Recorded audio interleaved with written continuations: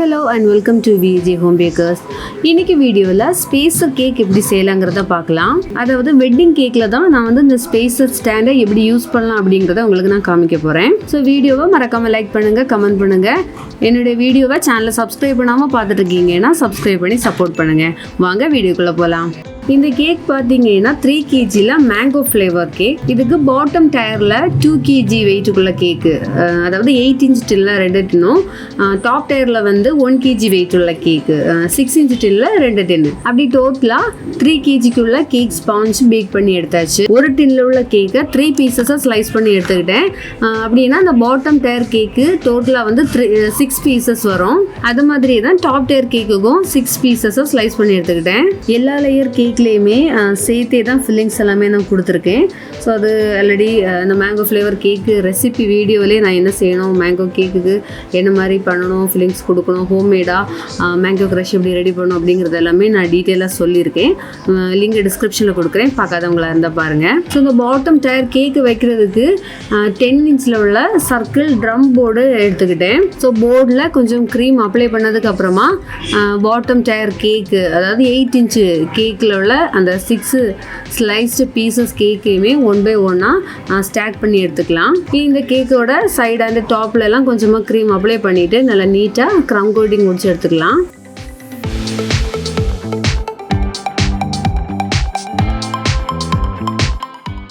இனி இதில் உள்ள அந்த லேயர்ஸ் எல்லாம் கொலாப்ஸ் ஆகாமல் இருக்கிறதுக்காக 3 places ஸ்கியூவர்ஸ் இன்சர்ட் பண்ணலாம். அப்புறமா இதை ஃப்ரீசரில் வச்சு நல்லா செட்டாக விட்டுடலாம். மினிமம் ஒரு 1/2 hour ஆகுது ஃப்ரீசரில் வச்சு எடுத்ததுக்கு அப்புறமா தான் ஐசிங் செய்யணும். இப்போ பாட்டம் டயரில் செய்தது மாதிரியே டாப் டயர் உள்ள கேக்குக்கும் க்ரம் கோட்டிங் முடிச்சுட்டு ஸ்கியூவர்ஸ் இன்சர்ட் பண்ணி ஃப்ரீசரில் செட்டாக வச்சிடலாம்.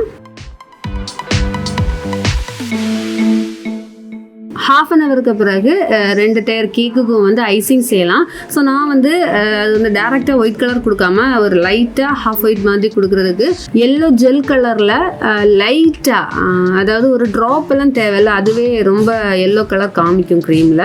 ஸோ லைட்டாக டச் பண்ணி மட்டும் க்ரீமில் மிக்ஸ் பண்ணால் போதும், இந்த மாதிரியான ஒரு கலர் கிடைக்கும் நமக்கு.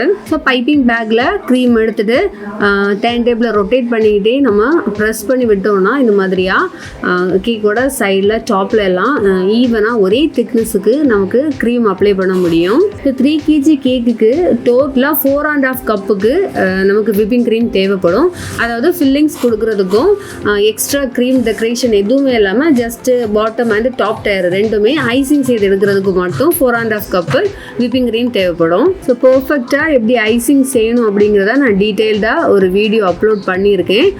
ஃபஸ்ட் டைம் என்னோட வீடியோ பார்க்குறவங்களா இருந்தால் ஐசிங் செய்ய தெரியாது அப்படின்னா அந்த வீடியோ போய் பாருங்கள், லிங்க் டிஸ்கிரிப்ஷனில் கொடுக்குறேன். க்ரீம் கேக்கில் அப்ளை பண்ணதுக்கு அப்புறமா பேலட் நைஃப் வச்சுட்டு அந்த க்ரீமை எல்லா இடத்துலையும் ஈவனாக ஸ்ப்ரெட் பண்ணி எடுத்துக்கலாம். அதுக்கப்புறமா ஒரு ஸ்க்ராப்பர் எடுத்துகிட்டு வெர்டிக்கலாக பிடிச்சிட்டு இந்த மாதிரியே நம்ம டர்ன் டேபிளில் ரொட்டேட் பண்ணி விட்டாலே போதும், நமக்கு ரொம்ப ஈஸியாக நல்ல நீட்டாக ஐசிங் செய்து எடுத்துக்கலாம். அப்புறமா இந்த எட்ஜஸ்ல எல்லாம் எக்ஸஸாக இருக்கக்கூடிய க்ரீமை பேலட் நைஃப் வச்சுட்டு இந்த மாதிரியே நம்ம ஸ்லோவாக ரிமூவ் பண்ணி எடுத்துக்கலாம்.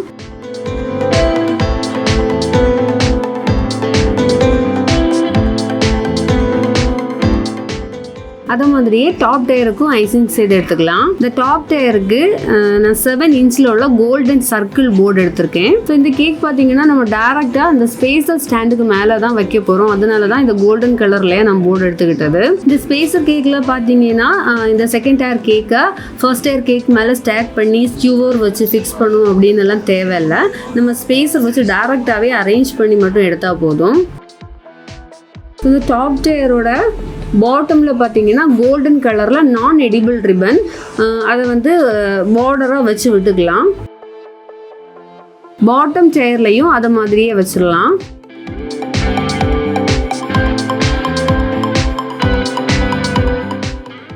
ஸ்பேசர் ஸ்டாண்ட் பார்த்தீங்கன்னா இந்த மாதிரி தான் இருக்கும். இதில் டாப் அண்ட் பாட்டம் ரெண்டுலேயுமே மெட்டல் சர்க்கிள் பிளேட் இருக்கும். இந்த 2 பிளேட்டோட சென்டரில் பார்த்தீங்கன்னா இந்த மாதிரியாக ஒரு ரிங் அந்த 2 பிளேட்டையும் கனெக்ட் பண்ணுற மாதிரியாக வச்சுருப்பாங்க. இந்த ஸ்பேசர் ஸ்டாண்டு வந்து நிறைய மாடல்ஸில் இருக்கும். இது வந்து நான் சும்மா ஒரு பேசிக் மாடல் தான் நான் ஃபர்ஸ்ட் ஒன்று ட்ரை பண்ணி பார்க்கலாமே அப்படின்னு வாங்கினேன். நான் இந்த ஸ்டாண்ட் ஆன்லைனில் தான் பர்ச்சேஸ் பண்ணியிருந்தேன், நான் லிங்கை டிஸ்கிரிப்ஷனில் கொடுத்துக்கிறேன். இந்த ஸ்பேசர் ஸ்டாண்டோட பாட்டம் ரிங் பார்த்தீங்கன்னா 7 inch விட்த்தும் டாப்பு வந்து 6 inch விட்த்தும் சைஸ் உள்ளது. இந்த ஸ்பேசர் ஸ்டாண்டை வந்து நம்ம பாட்டம் டயர் கேக் மேலே டேரெக்டாக அப்படியே வைக்க போகிறோம். ஸோ அதனால ஃபர்ஸ்ட் வந்து அதை ஒரு கிளிங் ஃபிலிம் வச்சு நம்ம கவர் பண்ணி எடுத்துக்கலாம்.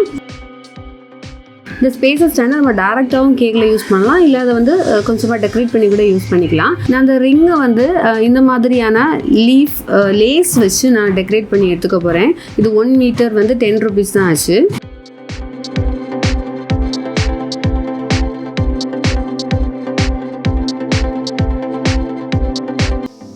அப்புறமா அதோட எடையாக இந்த மாதிரி ஸ்மால் ஃப்ளவர்ஸ் வந்து வச்சு விட்டுக்கலாம். அப்புறமா அதுக்கு மேலே ஸ்ட்ரிப்ட் எல்இடி லைட்டும் வந்து ஜஸ்ட் கவர் பண்ணி எடுக்கிறேன். ஏன்னா வந்து நைட் டைம் எல்லாம் அந்த கேக் கட் பண்ணும்போது நம்ம லைட் ஆன் பண்ணி வச்சோன்னா அதுவும் நல்லாயிருக்கும் பார்க்குறதுக்கு.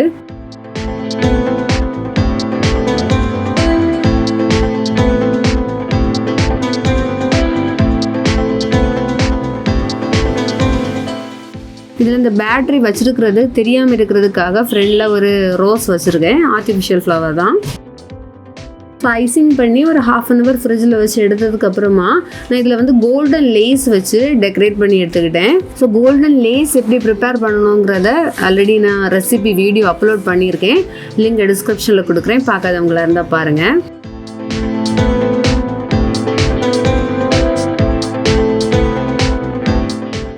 டாப் அண்ட் பாட்டம் 2 டயர்லையுமே சேம் அந்த கோல்டன் கலர் லேஸ் வச்சு தான் நான் டெக்கரேட் பண்ணி எடுத்துக்கிட்டேன். இந்த கேக்குக்கு நான் இவ்வளோ ஒர்க்கு மட்டும்தான் நான் வீட்டில் வச்சு செய்தேன், ஸ்டாக் எதுவுமே செய்யலை. ஸோ கேக்கு வந்து ரெண்டையுமே தனித்தனியாக பேக் பண்ணி இப்போ வந்து டேரெக்டாக அந்த கேக் கட் பண்ணுற அந்த டைம்லேயே அங்கே டேபிள்லேயே அவங்களுக்கு வந்து நான் செட் பண்ணி கொடுத்தேன்.